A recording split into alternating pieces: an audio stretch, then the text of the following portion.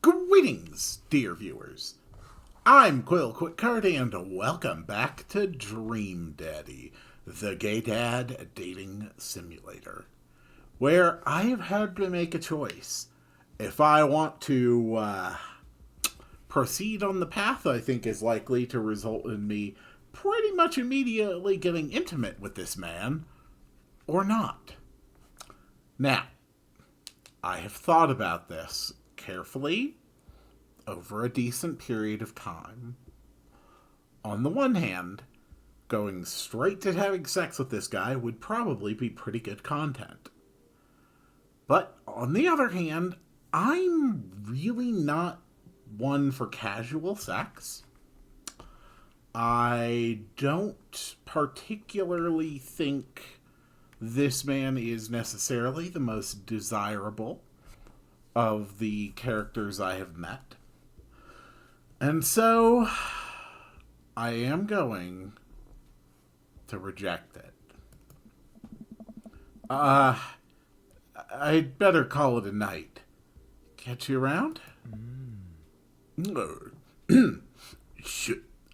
What was my voice? I was doing like the sure, la wah, but I was doing with a deeper gravelly sure. I head home, head buzzing with whiskey. What did he mean by, are we gonna do this or not? I plop down on the couch and I'm asleep before I even get the chance to take my shoes off. I wake up to a text from an unknown number. Rise and oh, right. Rise and shine, early bird. Still wanna work out? This is Craig, by the way. Holy crap, it's 6 a.m.? Who does 6 a.m. anymore? Without realizing it, I drift back to sleep. Whoops, must have winked back out. I checked my phone again. Hey, bud, still wanna get your swell on? I'm ready to tear up the track. Hit me up. God, the last thing I want to do right now is work out. But it is Craig. I do want to catch up. Look, yesterday was moving day. Okay, yesterday was moving day. I'm not getting up this early in the day to just go and work out. Alright. I shoot a quick text to Craig to apologize for bailing and immediately fall back asleep. Oh man, how long was I out? What time is it? I look over at the clock. It's 3:55 p.m.? I have to be at the parent-teaching conference in 5 minutes! I jump out of bed, throw on the nearest clothes, and run out the door. I arrive at Amanda's school and check in at the front desk. They give me a bright orange visitor sticker and send me on my way. I'm barely awake and feeling pretty haggard, but hopefully nobody will notice. I check my watch and am relieved to see that I'm only 2 minutes late. Wait, was it room 103 or 108? I spot a youth standing at his locker and approach him for help. Excuse me, do you know where Mr. Vega's classroom is?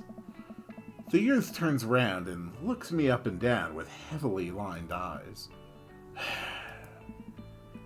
Come on, kid, I'm late for a meeting. Mr. Who? Mr. Vega. I don't know. Have you tried the exit? Okay, wise guy. Gonna help me or not? Fine. The stairs and to the left. Can't miss him. I head up the stairs and walk around, unable to find Mr. Vega's class anywhere. After a couple of minutes of searching, I head back downstairs. That punk youth sent me on a wild goose chase. I get back to where that low-rent Gerard Way is standing, fully ready to give him a piece of my mind, when suddenly a head pops out of the classroom next to his locker. Oh. Lucian? Don't you have a third grade period to get to? Fine, Mr. Vega. Wow. Now I'm officially 10 minutes late. I glare at him as he walks away. We're not cool. Yeah, must be Quill. This period's almost over. Would you mind waiting in the back? Oh. Mr. Vega leads me in, and I take a seat in one of the comically small students' desks in the back. I might get stuck in this.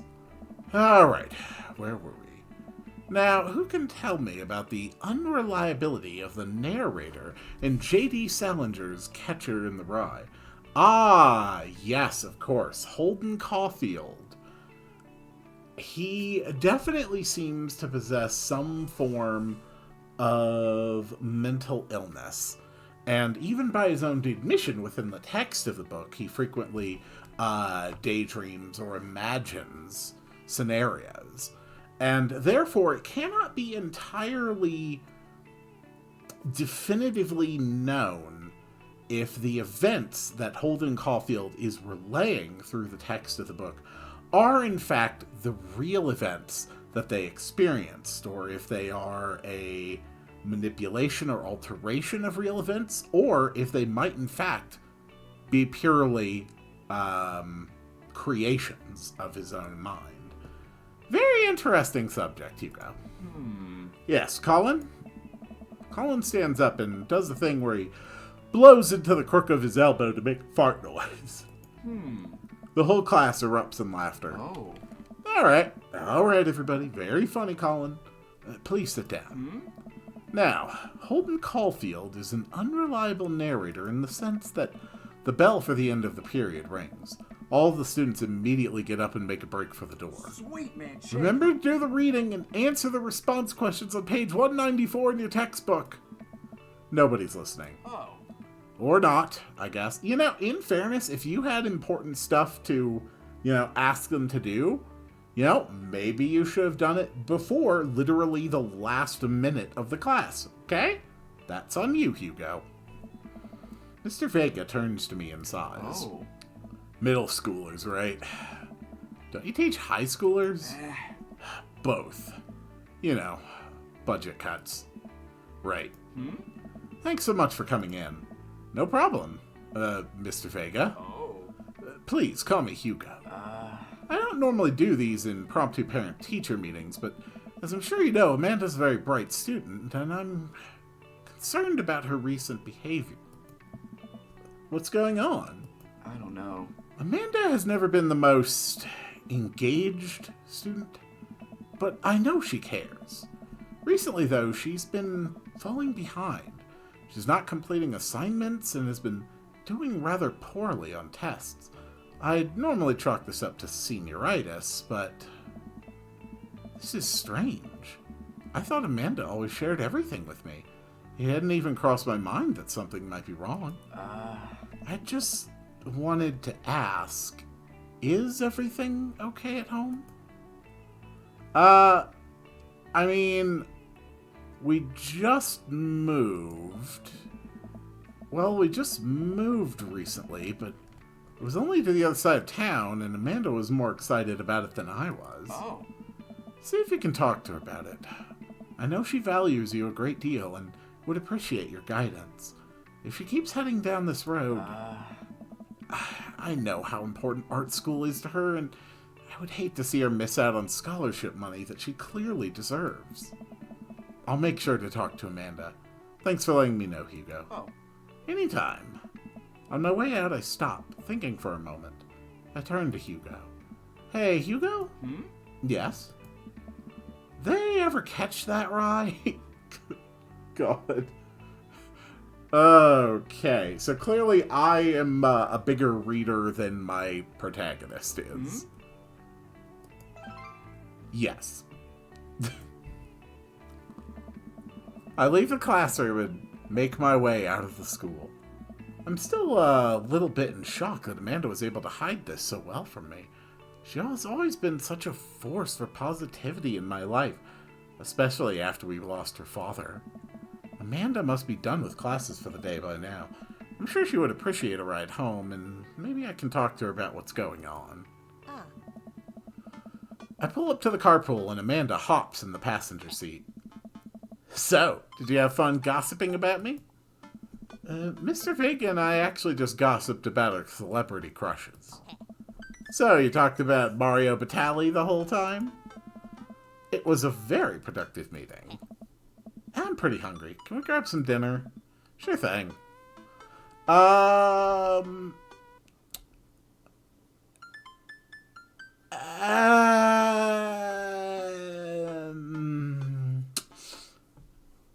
It can take a couple days to get a kitchen unpacked properly. Let's just go to the food court.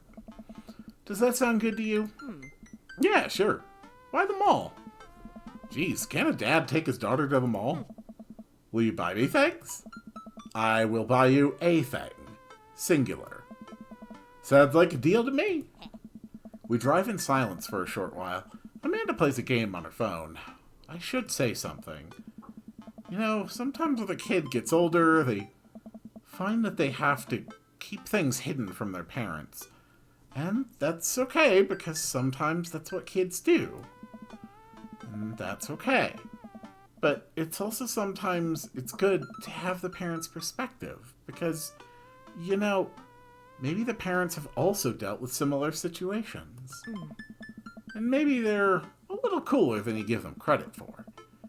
Anyway, what I'm trying to say is that it's good to share. Love you. Have you been reading my tweets? You have a Twitter? What? Never mind. Look, sweetie. Mr. Vega said you haven't been participating in class and that you're not turning things in. Oh, I'm fine, Pops. Senioritis and all that. I thought you liked Mr. Vega's class. It's fine. He's fine.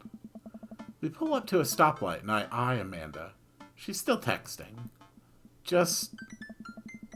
I want you to know that you can talk to me about anything. Uh-huh. I can tell that whatever it is, she doesn't want me knowing about it. That's frustrating.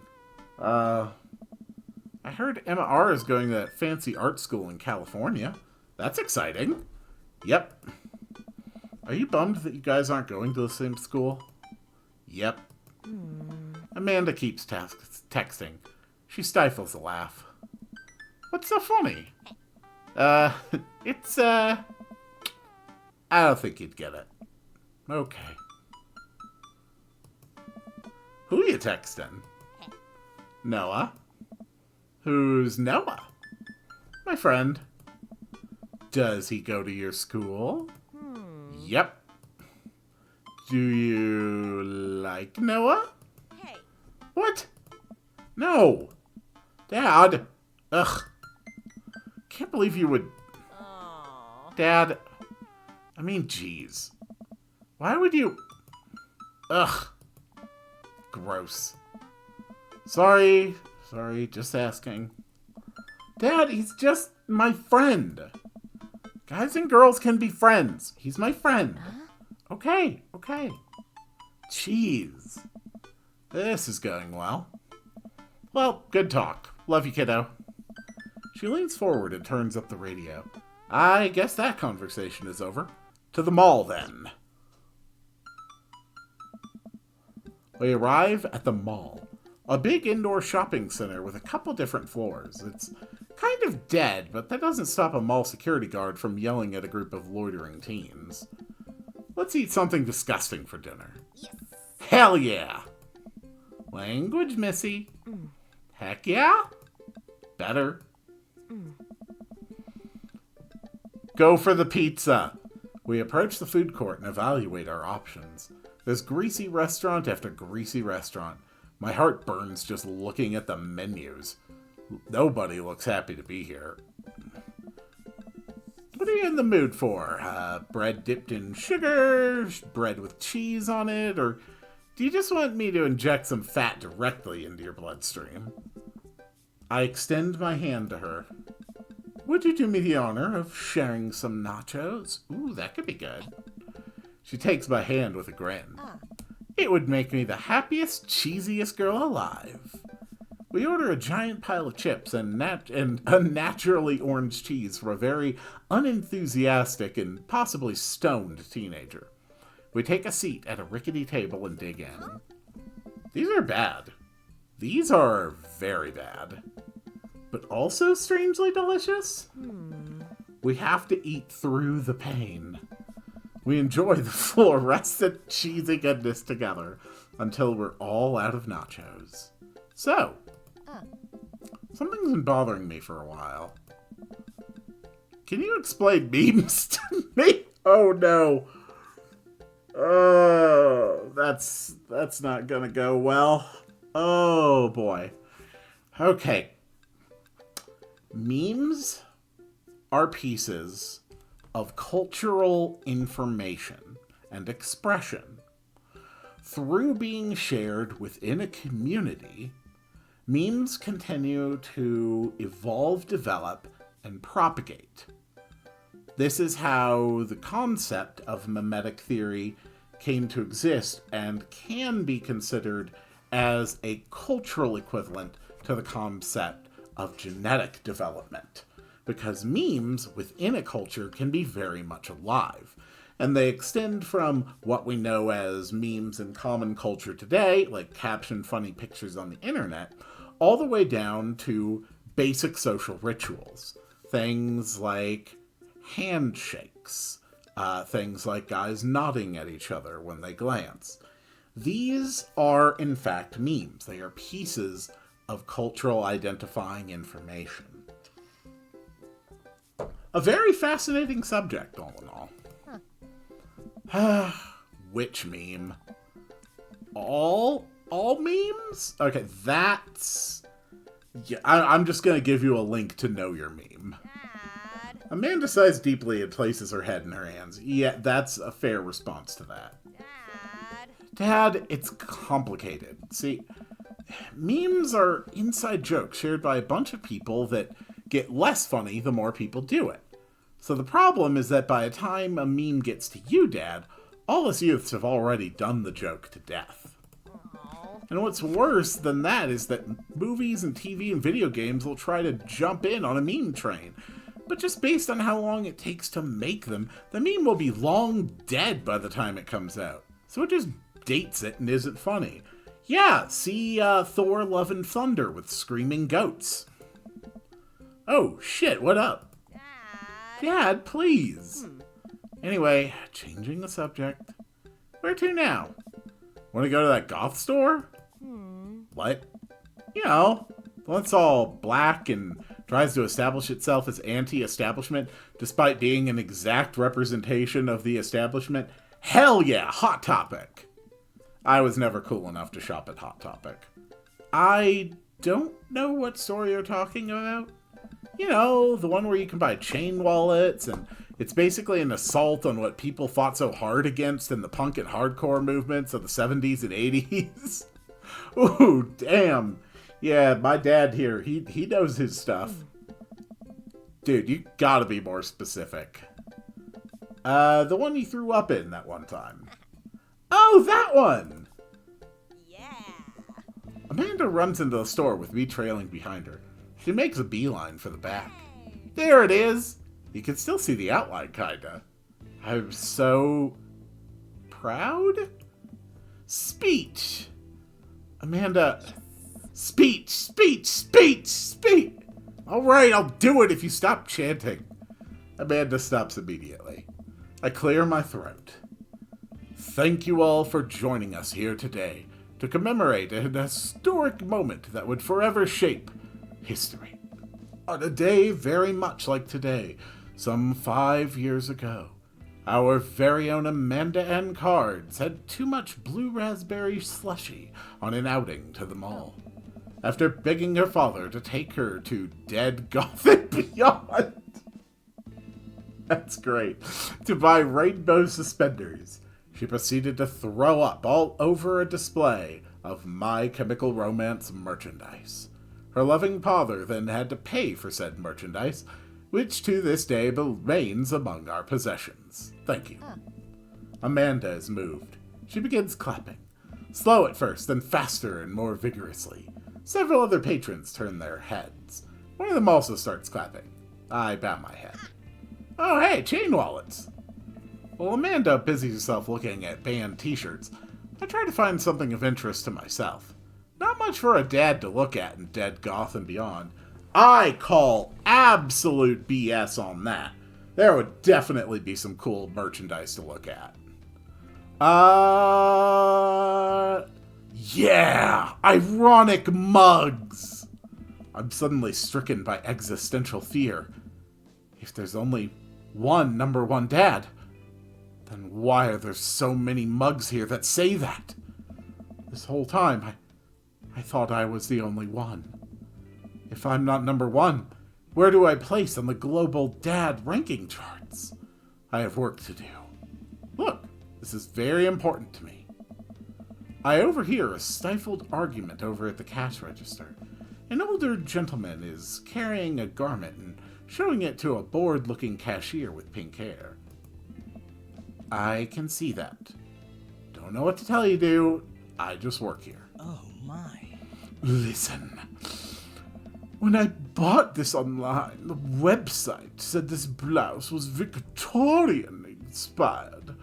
However, when I received it, it was clearly in the trademark of Edwardian dressage. Ooh. Yeah. That is really something you should have been able to see from the images on the website, especially if it was going to be a sticking point. Do you want a coupon? I can give you a coupon. Will you leave if I give you a coupon? Is there a manager present? People have to know what they're buying. I am the manager. I see. Well, it would seem that I have outstayed my welcome. Good day, shopkeep. Your superiors will receive a strongly worded letter by post. Whatever, dude. The man whirls around and storms out, his literal coattails trailing behind him. I can't tell if they are Victorian-inspired or Edwardian in nature. Amanda trots up to me with a t-shirt in her hand. Oh boy, here it comes. Hey, Dadtron 5000. Yes, I'll buy it for you. Wow, that was easy. Thanks. At least it's only one this time. Amanda plops the shirt onto the counter and grins at the cashier. Love your hair. The cashier says nothing and rings Amanda up, radiating hatred. I hand her a 20. So, what was that guy's deal? The cashier rolls her eyes so hard I'm worried she'll pull something. That's Damien. He's in here all the time. He's obsessed with Victorian fashion or whatever. She hands Amanda her bag, and it's clear the conversation is over. We make our way out of the store and head home to get some rest. Amanda and I sit on the couch, trying to find something to watch over bowls of ice cream. Oh, cool! Long Haul Paranormal Ice Road Ghost Truckers is on. Oh my god, that sounds like an amazing show. Oh, I would absolutely watch Long Haul Paranormal Ice Road Ghost Truckers. Oh, that sounds great. Oh, hell yes. They have to make it over the Canadian tundra before the ice road melts, but also they're hunting ghosts. Huh. Also, the trucks are haunted. Oh, God. This is an episode I've already seen, but it's one of the best. Kellum and Flint Dogbone, the twin brother truck driving and ghost hunting duo, find themselves in the greatest peril yet. Oh, no. Oh, no. The ghosts done got control of the truck. I can't steer on them there damn ice roads. Let me use the TV pay meter to try and communicate with the spirits. Flint, we are about to die. I almost got it. If you listen carefully, it sounds like someone saying, you're going to die. That's because we are about to die, This is art. The episode ends and Amanda excuses herself to go and start arguments on the internet.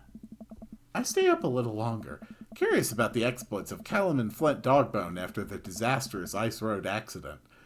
Afterward, I crawl into bed and get a good night's sleep.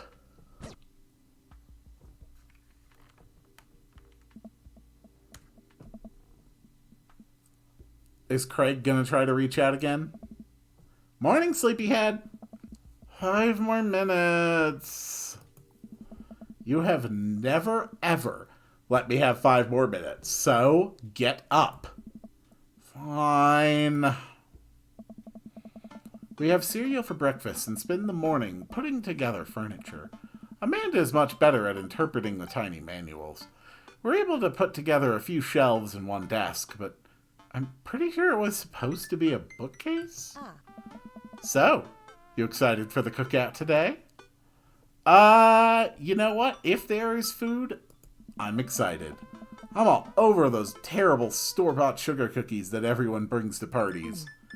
Yeah, those are bad. Which means there are more for me. Don't you want to meet some of the people in the neighborhood?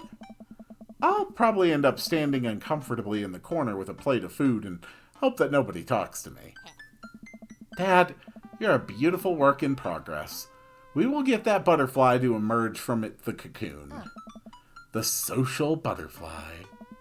Well, we better start getting ready. We definitely don't want to be late. What? No! We have to be fashionably late.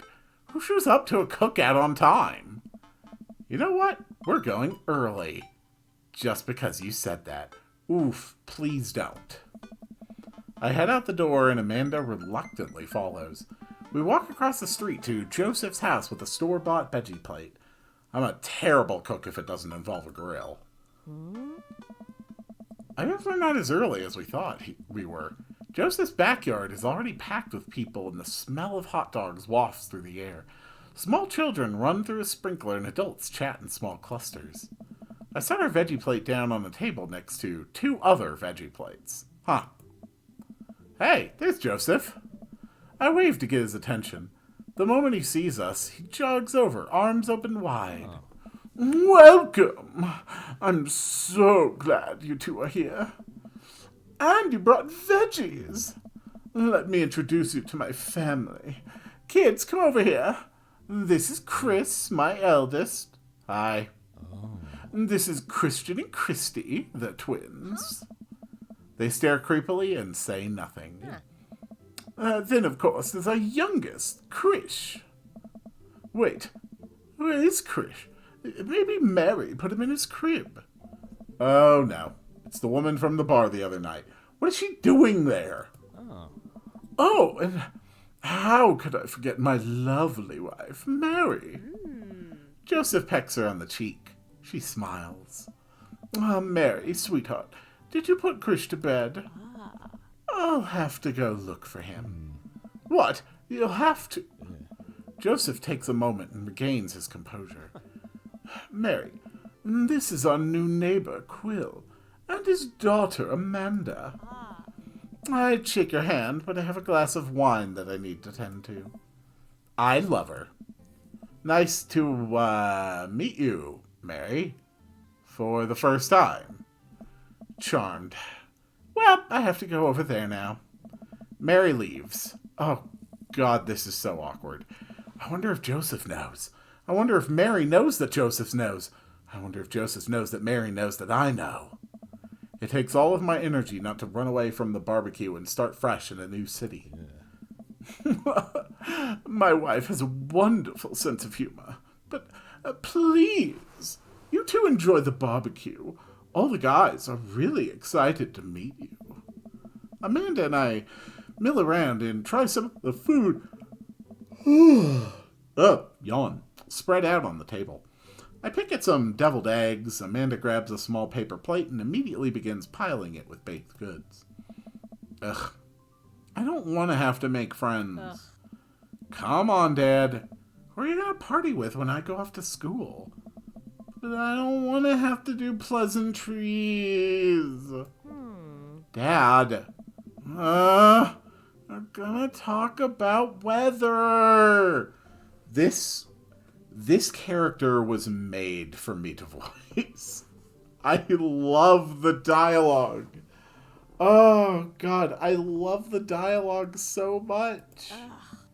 Go, do it. Make a friend. But how could I possibly abandon my only child at a social function? That's bad parenting. This plate of cookies is my new dad. Bye. Amanda shoves me into the center of the yard. Well, here goes nothing. I look around the party and am surprised to see some familiar faces. Isn't that the barista from the Coffee Spoon? Didn't I meet that guy at the bar? Didn't that guy throw a frisbee at my head? Isn't that the guy who was throwing a fit in Dead Gotham Beyond? Isn't that Amanda's teacher?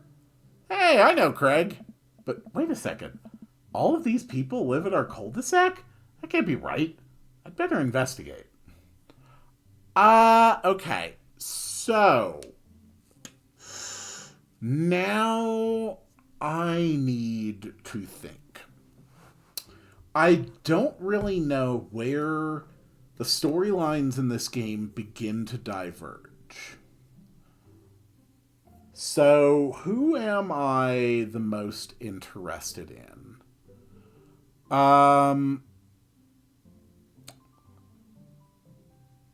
I think Brian, the big guy with the red hair, definitely think he's cool. I am not really interested in Damien or Craig. Joseph is just right out. I'm not interested in playing homewrecker here. Matt, Hugo, and Robert. I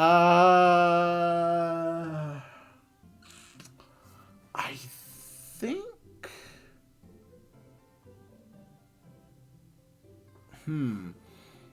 I think it comes down between Matt and Brian.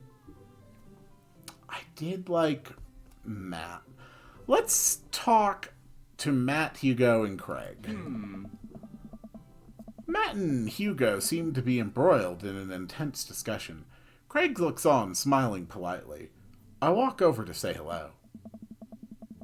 Well, I don't think it's fair to try and compare two art movements like that. Periods in art only exist because they're a unique byproduct of the social and political climate of a time and place. And to try and take something like, say, Rococo period and compare it to postmodernism in America, you're completely disregarding the context in which a work of art is created. Matt and Hugo seem to be so busy talking that they don't notice me. Craig leans in. Dude, I have no idea what's happening. Let's listen in. This conversation interests me. That kind of comparison just eliminates the reason art movements are so important in the first place. Yeah, you're not wrong, but I think there's no harm comparing one work of art to another. You could definitely say one painting is better than another if you're evaluating technical skill from a purely formalist standpoint. I really don't think that's a particularly good way to evaluate art. At least, not a particularly useful way if you're talking about the importance of art or the impact of art. If you are discussing the technicalities of the formation of art, the physical structure of art and how that has changed, then certainly that kind of comparison would then be valid. If I showed you a Matisse and then something by the Dutch masters, which one would you say shows more technical prowess? I'm so lost right now. I shoot a worried glance over to Craig, who returns it. I don't know. Well, sure. You could say that the Dutch masters were technically more skilled, but I would argue that while the Dutch masters were better painters, Matisse had better paintings overall. You know, I think that is pretty subjective. How do you mean? Well, that painting of the guy with the apple in front of his face is pretty nice. Matisse rocks. That's Magritte. Right. Sorry. You're fine. Nope, wrong one. You're fine, dude. We were just discussing the importance of context when talking about artwork. Listen, all I asked was if you liked Van Gogh or Picasso better. I'll go Picasso. I think Van Gogh is probably the more interesting personality. Probably the more interesting story of the two. But I would prefer the work of Picasso over the Van Gogh. If only because Van Gogh has been very much more widely assimilated into common culture, and it simply is not, it really doesn't have the same impact on me that a nice piece by Picasso does. Hugo throws up his hands in frustration. But they represent two completely different art movements. How could I possibly choose between the thick, creamy impasto of post-impressionism and the abstractionist beauty of cubism? Man, that's all way above my head. Me too. It's all good, man. The cool thing about art is that we all perceive it differently. A single piece could have a totally different effect on each person that looks at it. And that's awesome. Just 1 minute about that. Hugo, please. Sorry. I get really fired up about art stuff.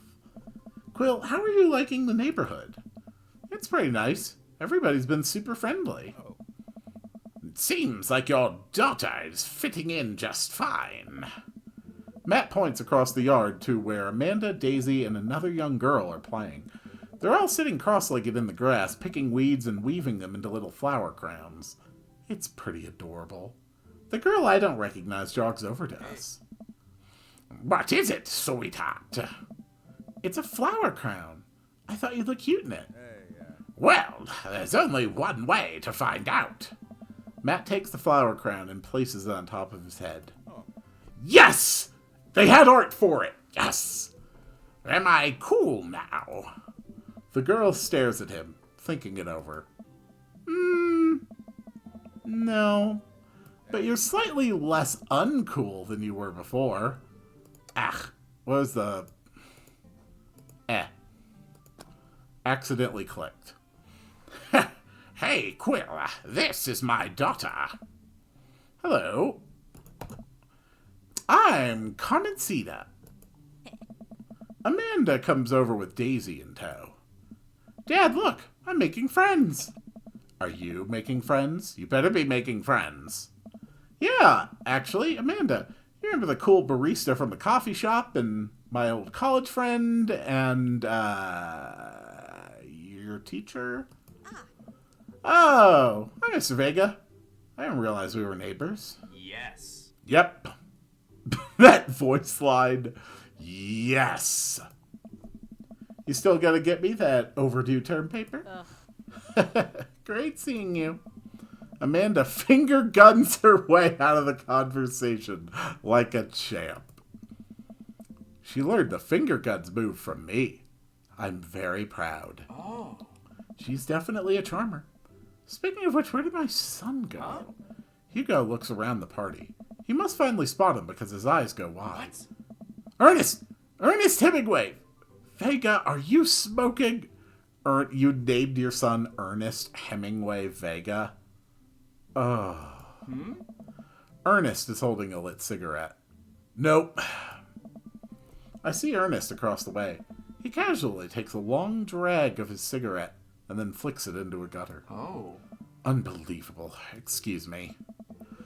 Hugo marches over to Ernest, and I turn my attention to Matt and Craig. Kids, right? Hey. Man, I do not envy Hugo.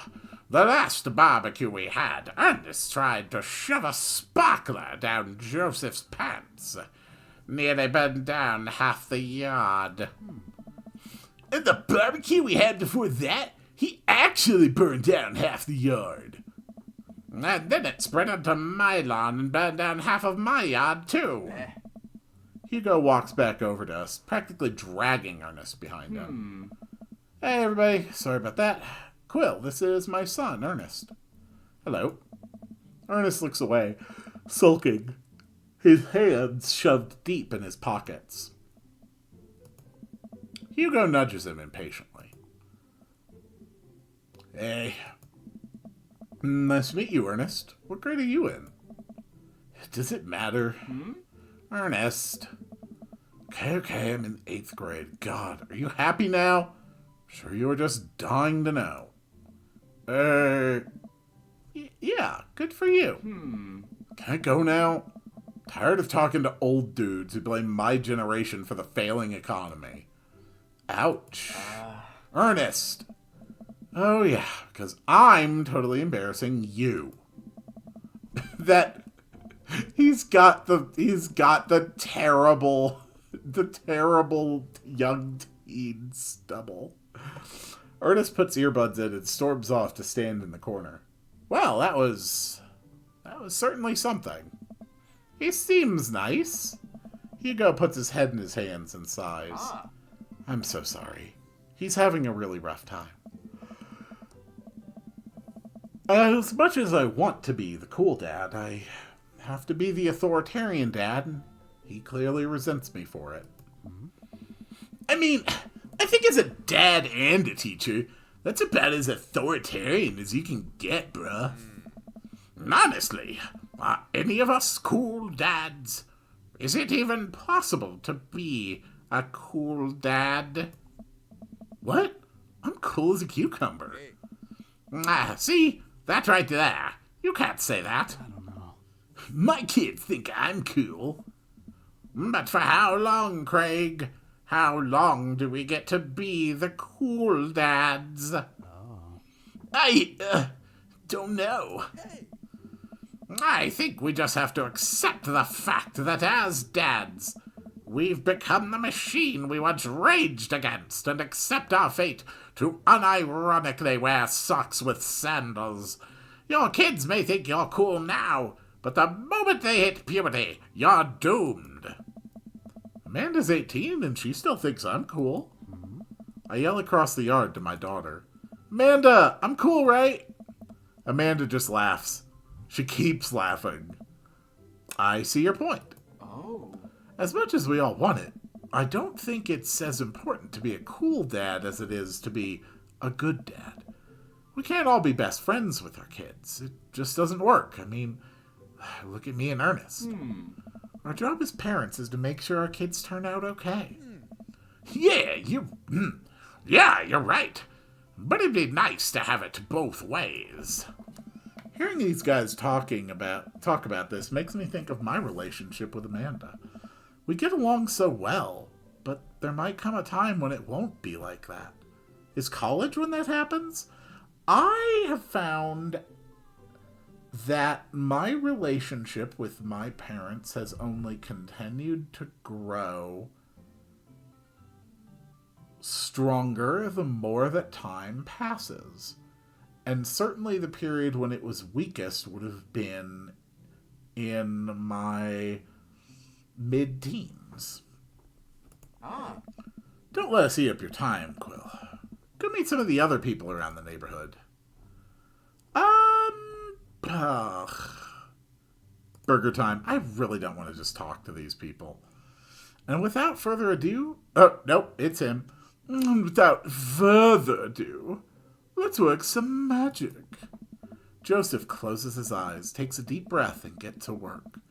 With the greatest of ease, he sets patties on the grill, flourishing as he flips his spatula in the air.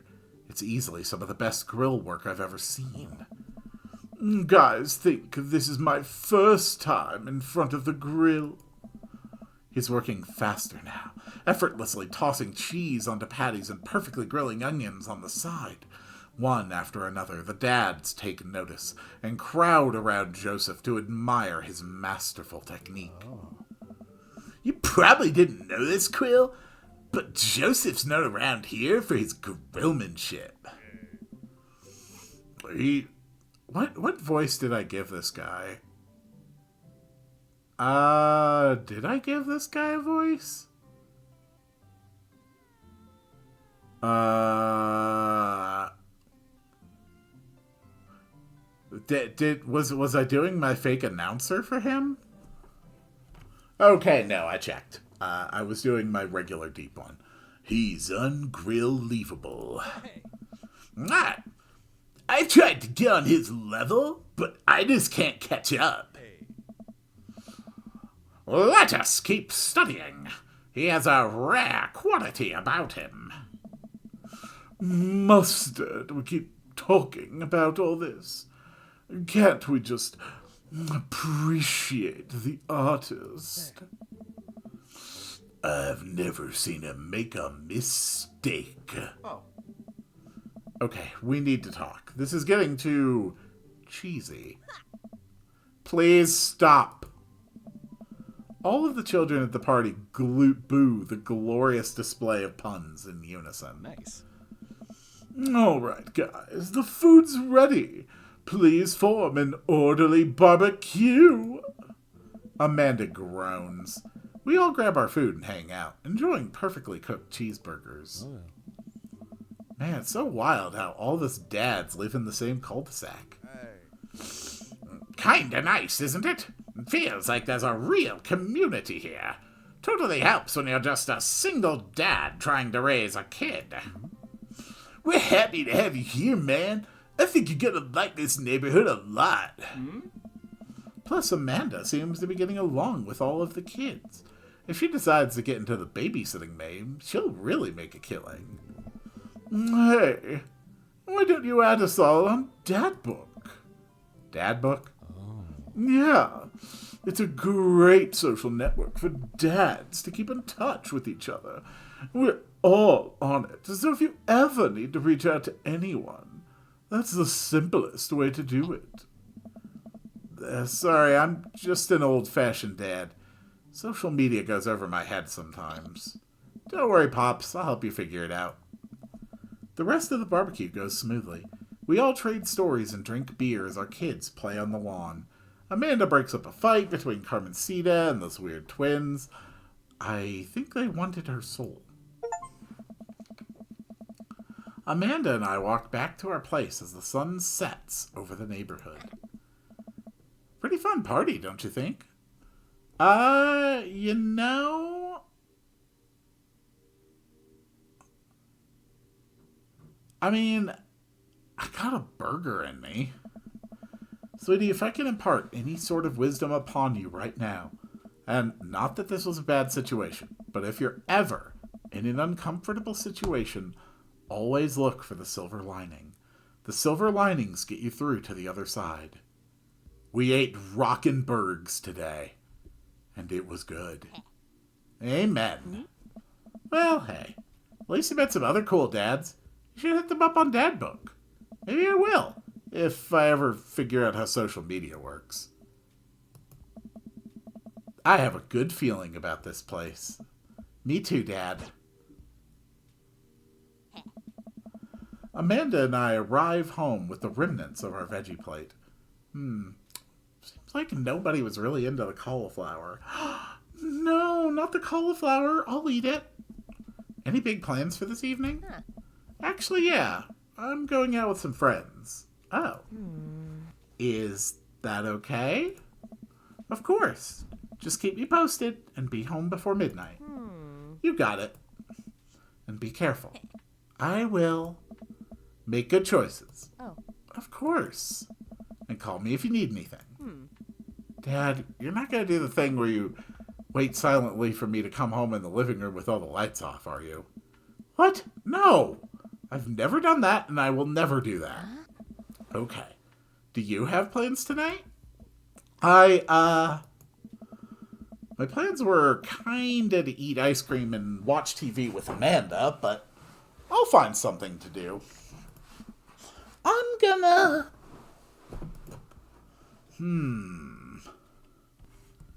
You know, again, going off of the fact that we just moved in here yesterday, I am absolutely going to see how long I can sleep for. Kiddo, I am tapped out. But the sun hasn't even gone down yet. That is a lie. I can see the stars. I still have sleep to catch up on from when you were a baby. So just let me be. I'm just relaxing tonight. Have fun, okay? Great. See you later. I watch Amanda drive off into the night. I really do hope she has fun. I plop down in front of the TV and turn on some wine and dine mastermind with celebrity chef Gavin Chapman. Looks like Gavin's masting a roasted rack of lamb with rosemary mashed potatoes. I'd love to be able to cook like that. Although, I think if I was actually good at cooking, I'd use my powers for evil. Like, just making baked Alaskas all day instead of any food of any real nutritional substance. Man, Gavin Chapman just caught that thing on fire, but he meant to do it. What a professional.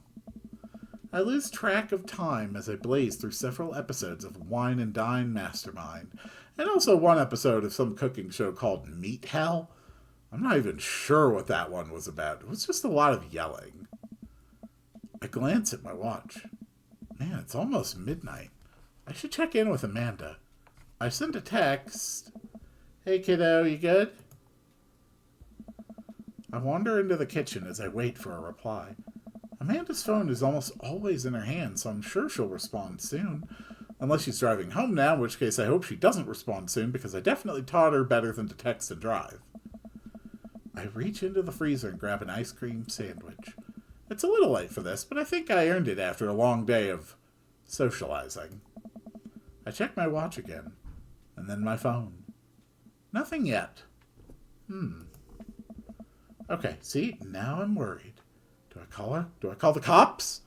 I say wait until 15 after, then give her a call. No, you don't need to call the cops.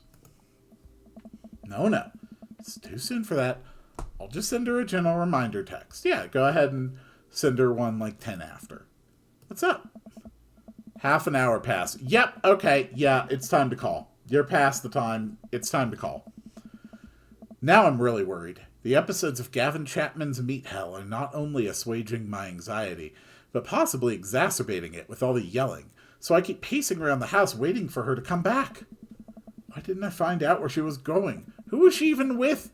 Why don't I know any of her friends' phone numbers? Why don't I even know any of her friends' full names? Who is Emma P? I decide to send her another text. Amanda, please text me and let me know you're okay. I can't help but think of all the awful things that could have happened to her. Oh, thank God, it's her.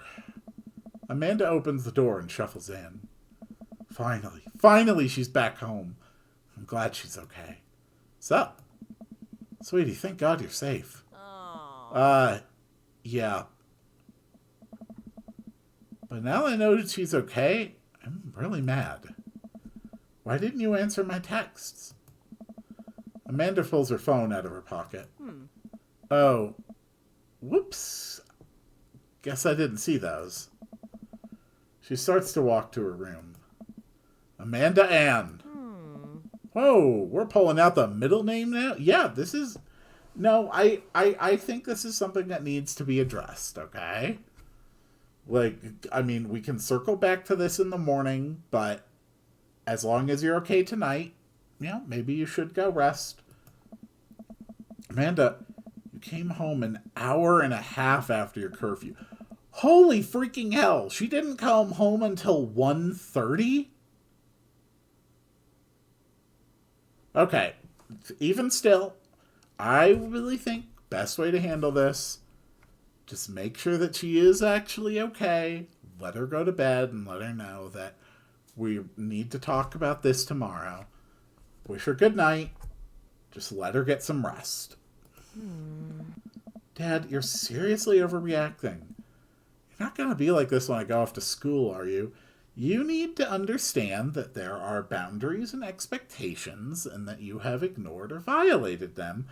And that, at the very least, that's something that needs to be addressed, Amanda. You know what? I have... You know what?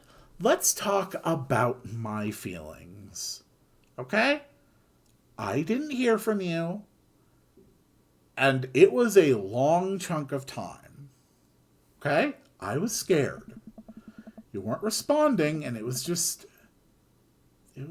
like when your dad... I have to stop myself from tearing up. What? Oh. Dad, I didn't mean to.